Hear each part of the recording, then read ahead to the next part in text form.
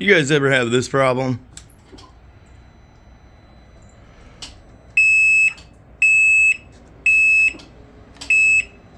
Pushing the button, won't start. It said check key. I'm trying to go out in the snow and play. Let's figure out what's going on. What's up, everyone? This is Bill with BLR Tuning. Today's watch is the Invicta Bolt Zeus. This is the graffiti edition, the red and white graffiti. Very limited edition, very hard to get. With the stainless steel, you see the ropes in there. Extremely nice watch with the glow-in-the-dark face. I want to cover something that we've dealt with a lot and helped troubleshoot and problem solve quite a bit. Have you ever hopped on your Ryker and it's snowing outside, you want to go play in the snow, or maybe the sun's out, and it won't start? You have either more than one code on the dash, or it says check key, it just won't start. Or it's turning over, but very slowly, and it won't start. Okay, those symptoms, I'll show you what to check and how to try and troubleshoot it, at least your first steps, right? There might actually be something wrong. Maybe you have a wheel speed sensor that's bad, or maybe your yaw rate sensor has went out. So maybe there actually is something wrong with the bike, something's actually broken, but there can be a lot that can happen. Okay, so I'm gonna go through those steps with you in this video and show you how to troubleshoot it and where to start, okay? You can go ahead over to magicmind.co/BLRTuning and use discount code BLR20 at checkout and get 20% off your order. Go check these guys out. Magic Mind, killer product. We take them every morning. Are you going to leave before you ride? And stay focused all day long. Okay guys, the first step. Let's see if the check key clears by us putting the key on the bike. Okay? So let's make sure that we have our key on the bike. Okay, that is always the first spot to check. A lot of times, the troubleshooting that we've done has literally been that there was no key actually on the bike. Okay? Or maybe you were riding and you bumped your key off of your bike, and then when you shut it off in the parking lot at the little meetup, you went to start it and it won't start, and you're going, man, I can't figure out what's going on. I have found that to be the case lots of times, okay? So check to see that your key is down there. Pull it off. Make sure it's clean inside here, not a chunk of mud sitting there. Make sure that's clean, okay? Make sure this is all nice and clean. Put the key on firmly. See if the bike starts. If the bike is turning over, but it just won't start, or it sounds like it's trying to turn over, it could be very well that you have a dead battery or a faulty battery. This is a really nice device right here that we use. I'll leave a link below so you can go purchase one if you want. This hooks up to your negative and positive directly to the battery. It will power on, and it will tell you if the battery is good. You can run a test and tell you if the battery is good. I'll do a whole section on this in another video, showing you guys how to use it. Okay, another good thing to have is an Optimate battery tender. Okay, this is a battery tender, battery charger. This will maintain the battery. This can stay plugged in as long as you want. It doesn't have to get unplugged. Okay, so if the bike is parked, it's a good practice to put it on a battery tender. Okay, if our bikes are going to be parked any longer than a couple days, they go on a battery tender. It's not that hard to plug them in. Okay, you can leave the battery tender lead installed onto the bike. Okay, I'll leave a link below where you can go purchase those battery leads. Okay, and then just put it on a battery tender from Optimate. That's what we recommend. That's what we use. These are the best ones in the business. So let's look under the hood, see what we got going on. Okay, underneath the hood of the Ryker, there's a tab here and a tab here that you lift up on at the same time, pull downward towards the ground. The hood will slide a little bit, and then you'll be able to lift it up and off there. Once you have the hood off the bike, here's your fuse block. You're going to grab these two tabs and squeeze it and lift up. Okay, there are spare fuses underneath it here. Okay, There's a few different little relay style fuses here and your regular standard micro blade fuses.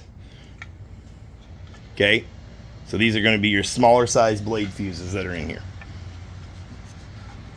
Spare fuses right there. If you use one of these spare fuses, very important, so you don't end up stranded, to replace those fuses. Okay, if you've done any aftermarket lighting, any aftermarket LED headlights, any aftermarket stereo system, when it's not wired up correctly, or even if it is wired up correctly, you can blow a fuse. These fuses are very small for the places that they go to. So if you've added extra stuff to your accessories, you can easily blow a fuse. Okay, so let's pull a fuse. Let's pull one of these fuses, and I'm going to show you how to check those. Okay, you would check these the exact same way. This little 40 amp here, you're going to check them the same way. I'm going to show you how to check them the right way, not just looking at them. Looking at them is very deceiving. If it's not obviously blown, like split in half in the center, you could easily miss a blown fuse and put it right back in there and have no clue why your bike won't start and you think that the fuses are good. So best way to check the fuses is with an electrical tester. Okay, there could be a hairline crack in that fuse and it's no good, and you would never even know by looking at it. So let's show you guys that real quick. Okay, so here we have a couple fuses. Okay, I'm gonna let you guys look at these as close up as I can get here. See if we can zoom in and get a better view. Looks like a good fuse.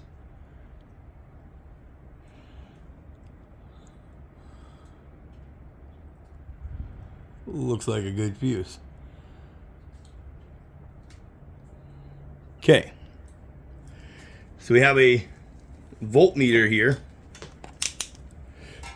Okay, this is a Craftsman one, but you can use a cheap one. They don't have to be super expensive. This is a nicer one.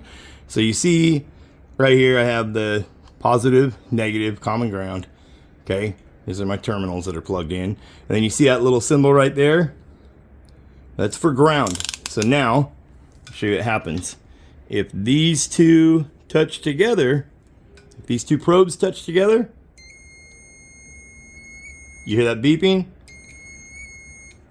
That is this letting you know that you have connection between the two probes, okay? So, what we can do here is we can test this fuse here.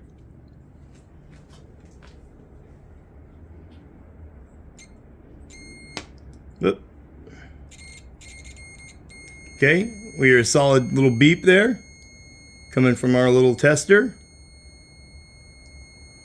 letting us know that that fuse is working. What happens when we test this other fuse? We have nothing. We have no noise coming from the meter saying that it's a good fuse. Okay, touching both the little prongs here, and nothing. This is a blown fuse with a hairline crack. Okay, this is what happens if you just looked at the fuse. You would think that's a good fuse, but clearly there's no noise coming from the meter. That is not a good fuse. So this is a prime example of something that could easily be overlooked. Okay, so let's go replace this fuse and let's see if we can get the bike to start. And I'll show you one other thing that you can look at. The last thing we want to look at is the bike all the way engaged in forward or reverse? And do we have an F for forward and an R for reverse on the dash? Okay, so you see this bike right now will roll very easily. I can just push it to roll it because it's in between the gears. It's not actually neutral, but it's in between the gears. So we can go forward, and now we should have an F on the dash. Reverse, we should now have an F on the dash, or an R on the dash. Okay? If not, you need to check these bullet connectors right here. Okay? These bullet connectors. One will engage with forward, one will engage with reverse. These are the gear position sensors. Okay? These little sensors right here are very delicate. If you break this wire, this bike will not work. It will not go engage into forward and say forward, and it will not work. Okay, so check these little bullet connections right here. These are called bullet connectors. They just plug into each other. Unplug them, stuff some dielectric grease in there, plug them in all the way. Okay, if water gets in there, it can short out the connection too. Okay, and check the sensors, make sure these wires aren't broken. Okay, and don't bend them back and forth too much. You will break them. These are very fragile wires. Okay, let's see if the bike starts. Okay, the bike is in forward. I've replaced a fuse. My e-brake is on. The key is on the bike. So you see it says P for park right now, F for forward, R for reverse. Okay, if we have the parking brake on, it's going to show the parking brake. So to check that forward and reverse lever, you need to remove your parking brake. Okay, just release the parking brake. So we're going to put our foot on the brake pedal, pump that. We're going to roll the throttle forward to take it out of the safety mode if it's saying read the card first. Okay, we're going to hit the kill switch in the run position. And we're going to hold the start button until it starts its starting sequence, and then we're going to let go.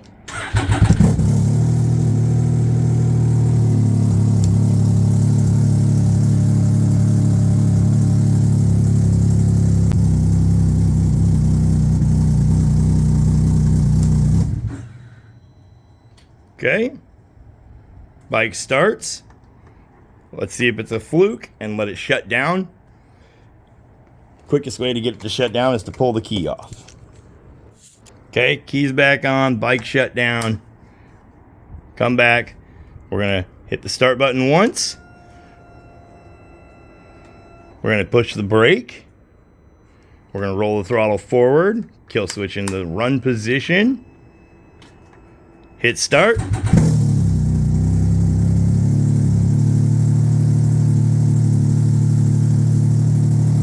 Now let's take off the e-brake and let's see if she rolls. Hey! Now we can put her in sport mode.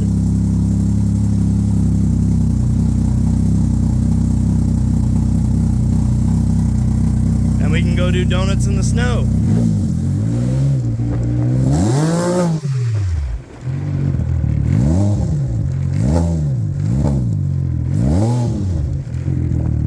Hey! Anyways, I'm Bill out here in the snow trying to show you guys what to do to not have to go to the dealership or get your bike towed. I'll catch you guys in the next one.